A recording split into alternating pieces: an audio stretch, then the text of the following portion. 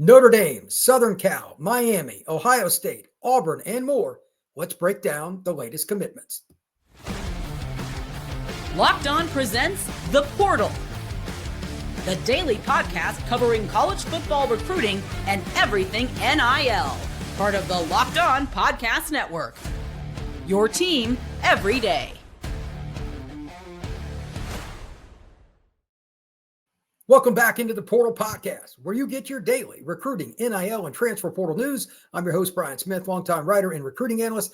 Thank you for making the Portal Podcast your first listen each and every day. Today's show is brought to you by our friends over at TurboTax. Ready for stress-free taxes and the most money back? Guaranteed? Head over to TurboTax.com to get matched with your expert. Let's break down the commitments. There have been several from Friday and Saturday, and a quick note, I expect more today as I record this on Sunday morning. To be honest, there might be somebody committing. I expect a few more, and we'll talk about those Sunday night or Monday morning, if not both. Depending on who pops, I'll have another podcast about it. Let's start with the Fighting Irish of Notre Dame. They get Ebenezer Ewetade, one of the best pass rushers in the country and one of the longest guys in the country as well. He's out of South Garner High School in North Carolina. He had offers from programs all over the SEC, like Georgia, like Auburn, like Alabama, but he decided to go with the Fighting Irish. They need pass rushers in this class, and it's going to be a priority. 2 minimum. They would like to get 3 at Notre Dame. This is a great way to start. Depending on who you look at, On3's got him as a borderline 5-star. 24/7 barely has him in their top 250, but he's a guy that has exploded over the last 6-8 months with his recruitment. And his junior film will give you an indication of why. If you have not watched Ewetade's Huddle film, I highly encourage you to do so. Hustle, speed, change of direction. He's natural with his movements. Even when he's caught off guard, he has to retrace his steps and go back.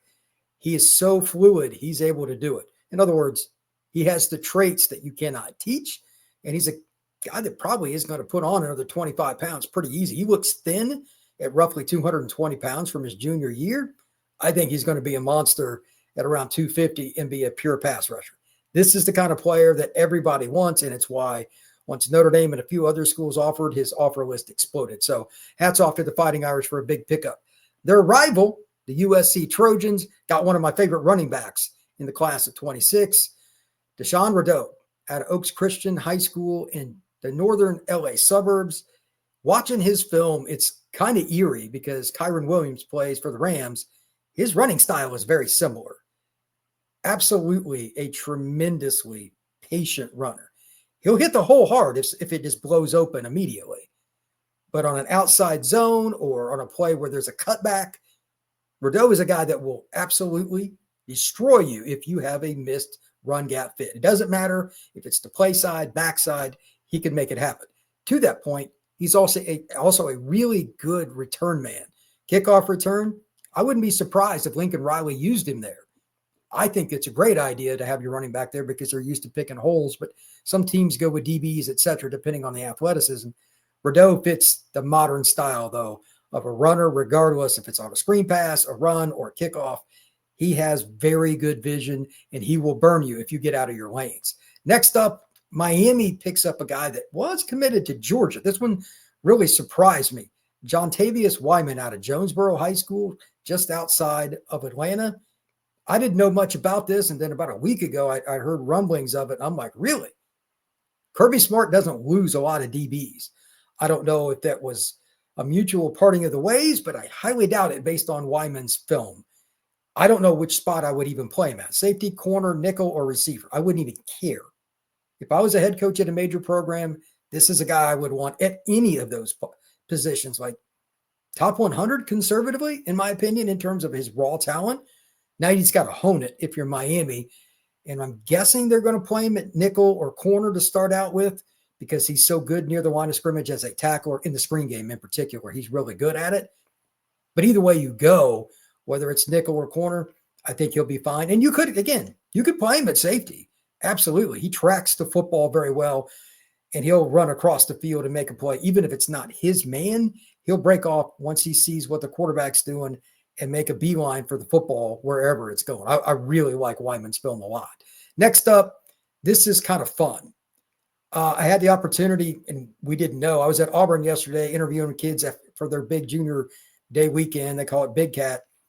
And they get Parker Pritchett to commit. There's a bunch of us standing there talking to him. He said, yeah, I'm going to Auburn. We didn't what are you like? Oh, when are you announcing? Great kid. He plays at Carver High School in Columbus, Georgia. He has done a tremendous job of changing his body. He was 340, give or take, last year at one point, but he's dropped down and he looks way, way better in terms of just like being lean. Like if you can be lean at 305, he looks really good. So hats off to him for putting in the work. That's not easy, but Parker Pritchett is a power player. Guard or tackle, I don't know which he'll play for the Auburn Tigers, but Parker Pritchett absolutely is a guy that has the athleticism to be a starter in the SEC. Let Auburn figure out the specific position or positions as it may be, because he could certainly play multiple at the SEC level, but great kid. Root for these kind of guys that put in the effort and get to the level that he's now at. He had a lot of different opportunities, but he told us Auburn was home. So good for him. Next up, one of the more unique guys, and if it wasn't for the school he picked, I'm not sure what position he'd play. But Rich Rod is back at West Virginia, and that means, yes, up-tempo offense, really athletic quarterback, and you know he's going to recruit this out. Georgia, Alabama, Florida, Mississippi. Jaron Ewing out of Cardinal Newman High School in Palm Beach County. That kid is an electric athlete. Really don't know where he would have played if he went to like an SEC school. Is it receiver? Is it DB? Would it have been running back? I don't know. My guess is I would have played him at receiver, but he throws it really well too.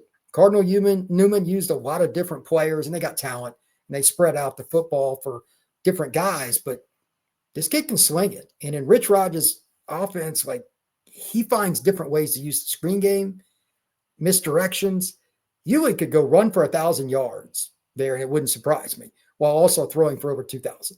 He's a much better passer, not just better, a much better passer than what some of the other guys that he's signed in the last 25 years have been out of the high school level. Cardinal Newman's a really good program. He's been coached well, and he throws the ball down the field exceptionally well. With all their play action, RPO, and all the different eye candy they use with sweeps and jet motions and fakes, I think Ewing could find himself in the starting lineup as early as his second year. He's just a great fit for West Virginia. He's got family ties to the school, so that helps as well. But Ewing's not necessarily the biggest guy. He'll need to add a little bit of weight his freshman year. He's 170, 175 pounds, but after 1 year in the weight room, I think he could be the starter for the Mountaineers. When we come back, we're going to continue on. We still got several more commitments here on the Portal Podcast. This is a message from our sponsor, Intuit TurboTax. Taxes was waiting and wondering and worrying if you were going to get any money back, and then waiting, wondering, and worrying some more. Now, taxes, it's about matching with a TurboTax expert who can do your taxes as early as today. An expert who gives your taxes the undivided attention as they work on your return while you get real-time updates on their progress so you can focus on your day. An expert who will find every deduction possible, file every form, every investment, everything with 100% accuracy. Also, you can get the most money back guaranteed, and no waiting, wandering, or no worries.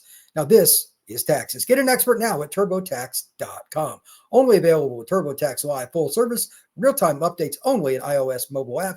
See guaranteed details at TurboTax.com/guarantees.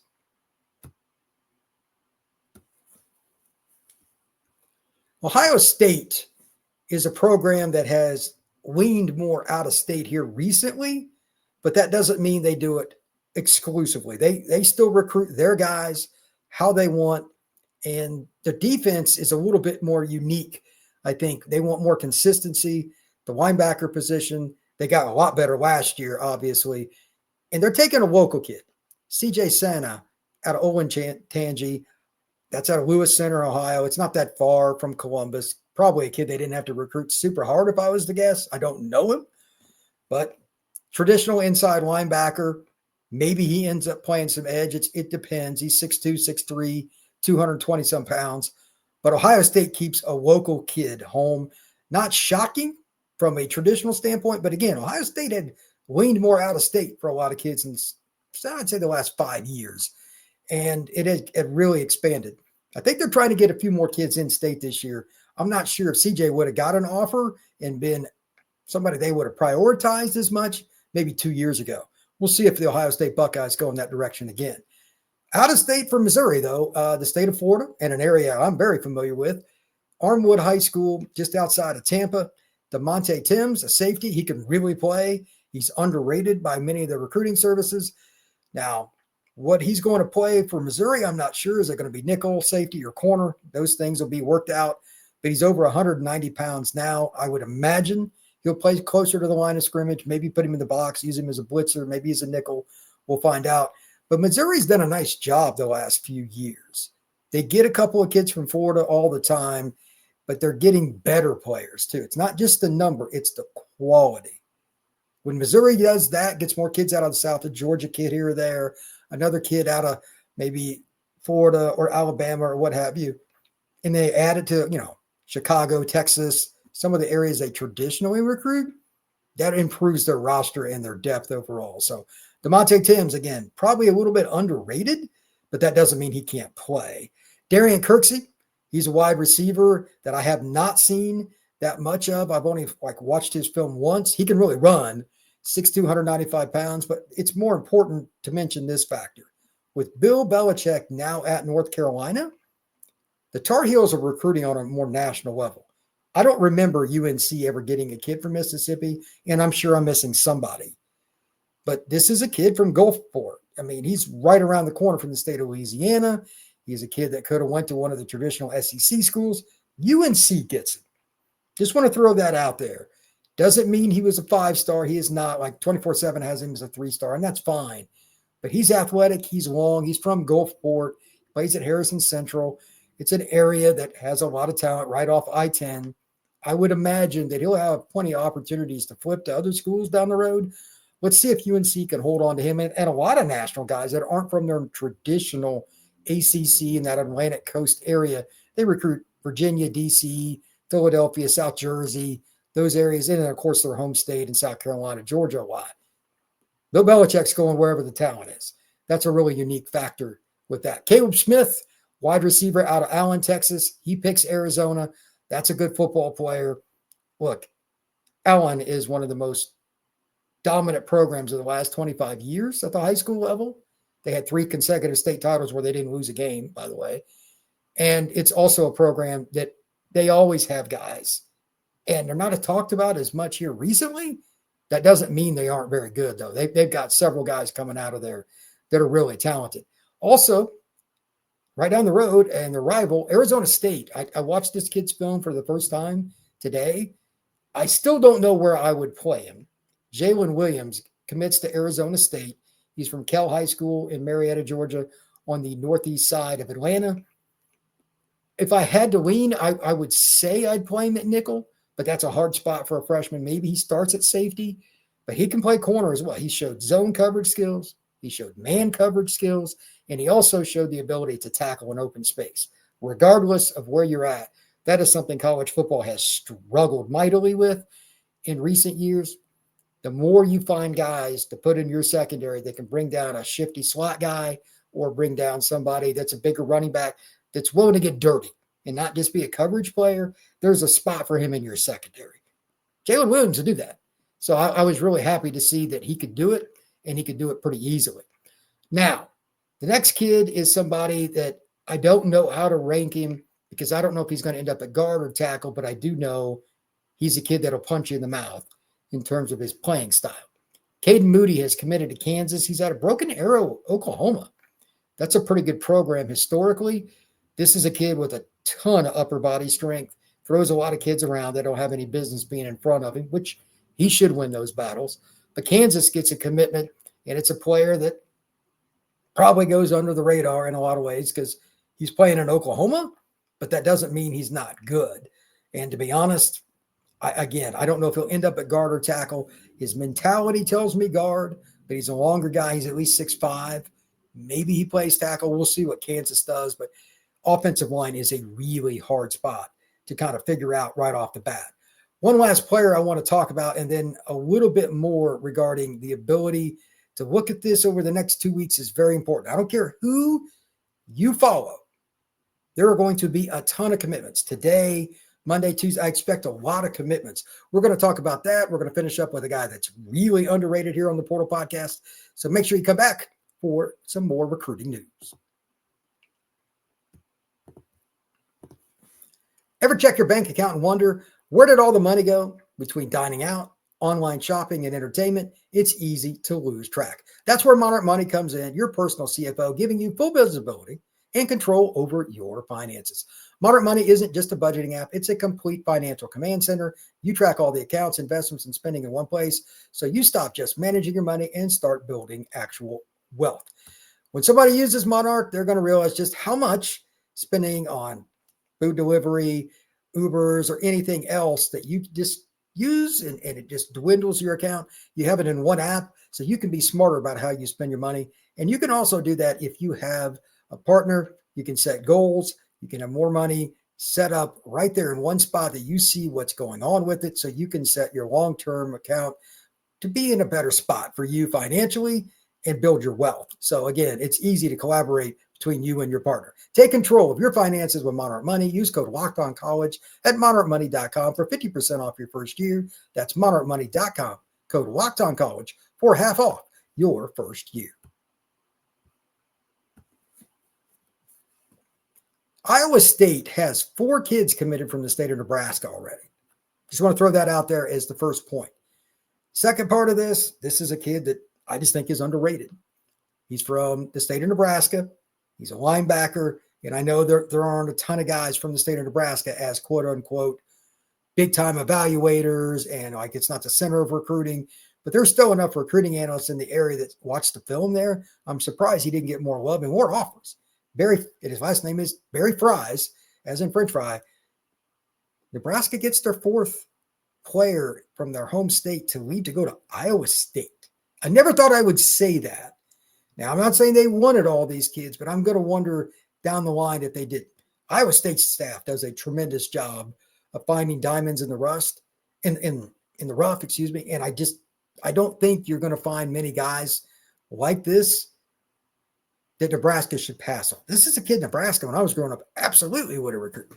Maybe Barry Fries has a reason he doesn't want to go there. Maybe he told him. I don't know. But I do know one thing. He can make tackles as a linebacker. 200, 205, somewhere in that range in terms of his height and weight. Backside to start, maybe he ends up at middle linebacker after he adds weight. But Barry Fries tracks the football, finds his way through the trash really well, and he's long. There's something to work with in terms of his ability to get after the guys all over the place, whether it's going downhill in the A-gap, but most importantly, again, from the backside, he'll run down somebody, beat the offensive lineman to the spot so he doesn't even get blocked, and then make a tackle in open space, keeping his shoulder square to the line and bringing him down. Very well coached. And it's just play after play. He's fun to watch. Again, didn't have many offers from what I saw based on the recruiting services from like the P4s, but I don't care. The film does not lie. Iowa State got a good player. I'm curious if Nebraska is going to come back around on some of these kids. They're losing a lot of guys locally, and that's not normal for them because historically, you're talking about a program that does a tremendous job of keeping the talent in state, and that state just bleeds red. Hats off to the Iowa State Cyclones. It's amazing to me that they got 2 guys, 3 guys in an entire class. They got 4 already, and it's just early April. Nebraska's losing a lot of kids to the Iowa State Cyclones, and it's just a sign of the times. Recruiting has changed. Now, to finish up, the next 2 or 3 days, you're going to see a lot of commitments. You're probably going to see a few surprises. There's one kid from Texas I expect to leave the state. There are a couple other kids that I expect to be big-time commitments at some major programs. We'll see who goes where. And some of these kids will push back their commitments. This is part of it. But make sure you check back to the Portal Podcast to have some of these breakdowns. I'll probably go in more in depth with some overall recruiting news. And again, we're almost to the portal time being completely open. It is just a few days away before all the news of these kids going into the portal will come out. It's officially open on the 16th, but they can announce before that. I think at the end of this week, you're going to start seeing a lot of it. As spring games get completed and guys kind of realize where they are on the depth chart, or maybe they just don't get along with the coach, or maybe they want to leave because it's too far from home. the portal is about to explode. It's open from April 16th through the 25th. So again, the transfer portal news is going to really blow up too. So the back end of April all the way through May, because the May evaluation periods, is going to be wild. We're going to see a lot of roster turnover, and we're also going to see a lot of guys pick schools you may not have thought of. Remember, NIL is a part of this too. Sometimes kids will pick a school because they just got a lot better financial opportunity. You never know. With that, thank you very much for making the Portal Podcast your first listen each and every day. Truly appreciate you stopping in to learn all the news with recruiting, NIL, and the transfer portal. We just went over 3,000 people on YouTube. And when we started with just over 1,700, just over 2 months ago, we've really expanded. And thank you for hitting that like button, that notification bell, and subscribing to the Portal Podcast. Going to be here every day. Everybody have a good one. I'll talk to you soon.